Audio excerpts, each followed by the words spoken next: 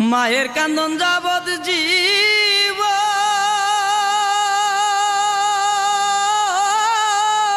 দুই চার মাস বুনের খান্দন রে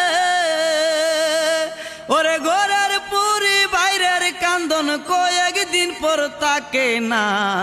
দুঃখের দরদি আমার জনম দুঃখী মা